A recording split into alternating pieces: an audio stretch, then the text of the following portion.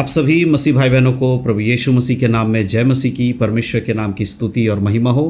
फिर से मैं आप सभी का प्रभु यीशु मसीह के नाम में स्वागत करता हूं और मैं विश्वास करता हूं कि परमेश्वर ने आपको और आपके परिवार को सुरक्षित रखा है और संभाला है। आज के समय में जो लोग यीशु मसीह पर विश्वास करते हैं उन लोगों को अपने जीवन को निरंतर परखते रहना बहुत ज़रूरी है। बाइबल के वचनों के अनुसार खुद को देखना है। हम जो कुछ भी करते हैं उसमें परमेश्वर की इच्छा का होना बहुत ज़रूरी है। आज के समय में बहुत सारे हमारे ऐसे मसीह भाई बहन लोग हैं जो यीशु मसीह पर विश्वास तो करते हैं, लेकिन जब बात आती है अपने जीवन में उसके वचनों को धारण करके उसके अनुसार जीवन जीने की, तो कई बार हमारे मसीह भाई बहन लोग पीछे हो जाते हैं और परमेश्वर की इच्छा को पूरा नहीं कर पाते हैं, यानी परमेश्वर की इच्छा के अनुसार जीवन नहीं चला पाते हैं। देखिए, एक चीज़ मैं आपको बताना चाहता हूँ।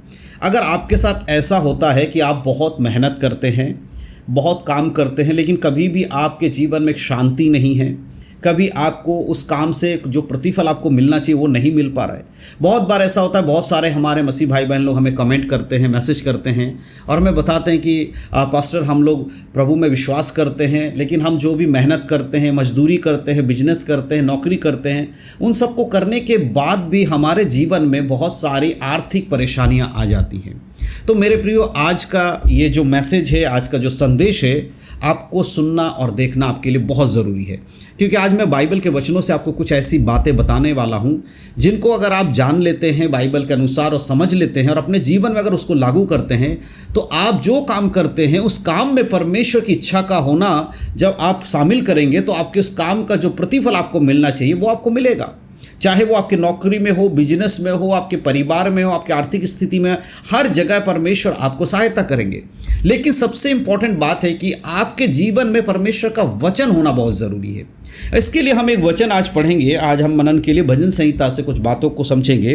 अगर हम भजन संहिता पढ़ते हैं, उसके 127 अध्याय, उसके पहले आयत में इस प्रकार लिखा है, यदि घर को यहोवा ना बनाए तो उसको बनाने वालों का परिश्रम व्यर्थ होगा। यदि नगर की रक्षा यहोवा ना करे तो रखवाले का जागना व्यर्थ होगा। परमेश्वर का यह वचन राजा सुलेमान के द्वारा लिखा हुआ यह गीत, यहाँ पर परमेश्वर का दास राजा सुलेमान इस प्रकार कहते हैं, यदि यहोवा घर को ना बनाए, तो जिस घर को मनुष्य बना रहा है उस घर का बनाने का जो परिश्रम वो कर रहा है उसका परिश्रम व्यर्थ हो जाएगा। एक विश्वासी के जीवन में कुछ भी अगर करेगा, उसके लिए उसके जीवन में परमेश्वर का वचन होना, परमेश्वर की इच्छा का होना बहुत ज़रूरी है। आज के समय में मसीही लोग केवल एक नामधारी मसीही बनकर रह गए हैं। संडे के दिन चर्च जाना है, मीटिंग्स को अटेंड करना है, पास्टर ने जो कहा उसको थोड़ा अपने जीवन में लागू करना, बाकी बाइबल के अनुसार उसका जीवन है या नहीं, इसके अनुसार देखने की कोशिश आज के समय में लोग नहीं कर रहे।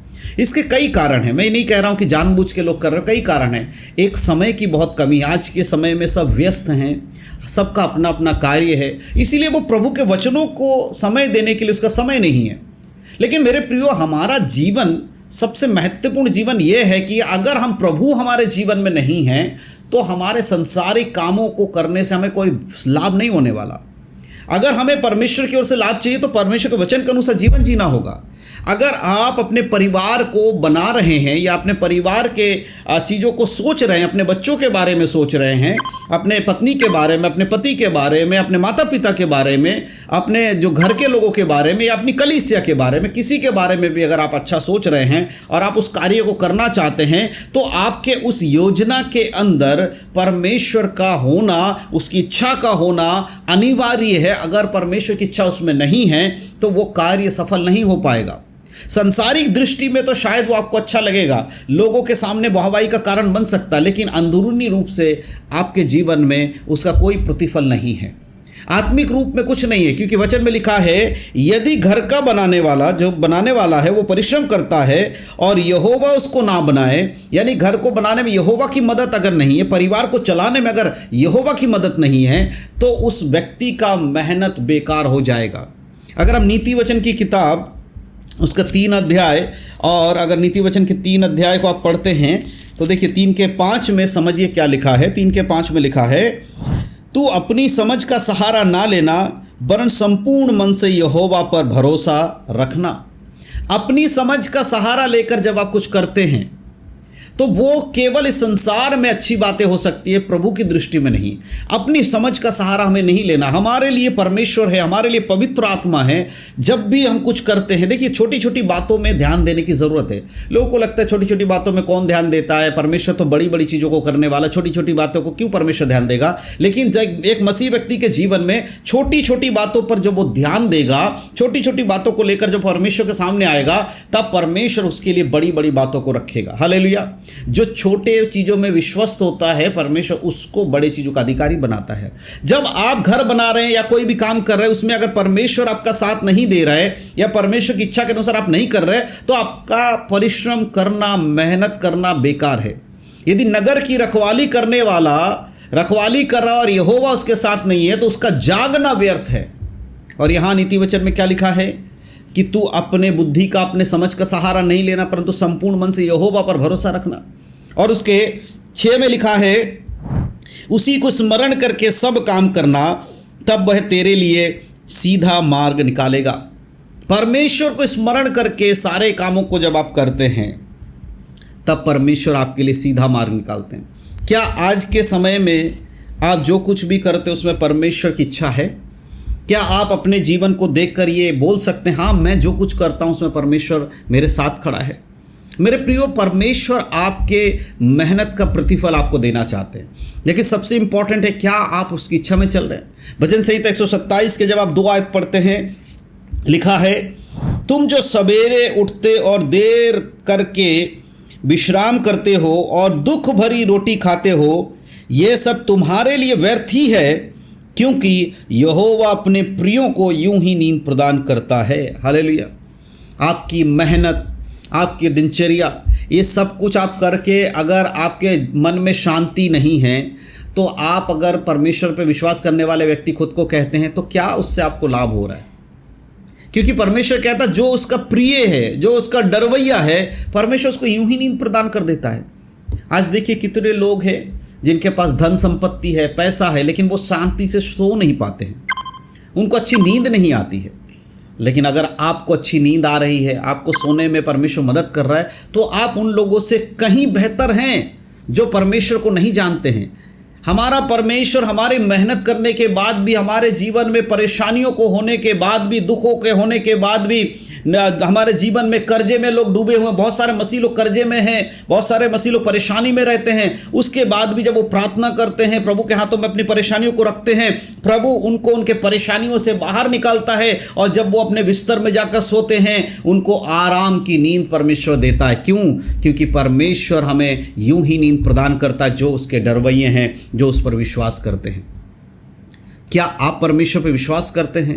क्या आप जो कार्य करते हैं उस कार्यों को करने से पहले आप प्रार्थना करते हैं? क्या आप परमेश्वर के हाथों में हर एक बातों को समर्पण करते हैं? आज थोड़ी देर अपने आप को जांचिए। मेरे प्रियो, ये वचन ऐसे ही नहीं मैं आपको बता रहा हूँ। बहुत सारी बातें हैं बाइबल में जिनको एक मसीह व्यक्ति के जीवन में लागू होना चाहिए। आपको अपने जीवन में उसको लागू करना चाहिए। वो वचन यही है, यहोवा का जो व्यक्ति, यहोवा का भय मानने वाला व्यक्ति है, उसके जीवन में सब बातों को मिलाकर परमेश्वर भलाई को उत्पन्न कर देता है। हालेलुया। जो उसको स्मरण करके अपने काम करेगा, आपके हर काम में जब आप प्रार्थना करते हैं, हे परमेश्वर मैं इस काम को करने जा रहा हूँ, हे परमेश्वर मैं ये नौकरी कर रहा हूँ, हे परमेश्वर मेरे बच्चे इस स्कूल में पढ़ रहे हैं, हे परमेश्वर मेरी पत्नी ये काम कर रही है, परमेश्वर मेरे पति ये काम करते हैं, मेरा ये बिजनेस है, प्रभु इस सब कुछ मैं आपके हाथों में समर्पण करता हूँ। मैं चाहता हूँ कि आप मेरे घर की अगुवाई करें। मैं चाहता हूँ कि आपकी इच्छा के अनुसार मेरे घर में सब कुछ हो। मैं चाहता हूँ कि जो कुछ आपके वचन में लिखा उसके अनुसार मैं करने पाऊँ। जब आप ऐसा बोलकर अपने सारे चीज़ों को परमेश्वर के हाथों में समर्पण कर देते हैं, तब आपके जिन जिन चीज़ों में आपको परेशानी है, उन चीज़ों में से परमेश्वर आपको बाहर निकालते हैं। आप जब रात को बिस्तर में सोने जाएंगे, आपके सिर में टेंशन नहीं होगा, चिंताएं नहीं होंगी, आप बहुत ही प्यारी नींद सो पाएंगे, क्योंकि परमेश्वर अपने प्रिय लोगों को, अपने डरवैयों को यूं ही नींद प्रदान करता है। बाकी लोगों के पास धन संपत्ति है, पैसा है, लेकिन नींद नहीं है, शांति की नींद नहीं है। और हमारा यीशु मसीह शांति का राजकुमार है। बाइबल हमें बताती है, प्रभु यीशु मसीह कहते हैं, मैं तुम्हें वो शांति देता हूँ जो तुम्हें जगत नहीं देता, मैं तुम्हें अपनी शांति दिए जाता हूँ। आज हमारे पास प्रभु यीशु मसीह की शांति है, और यीशु मसीह का शांति जिसके जीवन में है, उसके जीवन में में कोई भी घबराने की बात नहीं है। हालेलुया। आज आपको और हमें इन वचनों के अनुसार देखना होगा, क्या हम परमेश्वर का भय मानने वाले लोग हैं?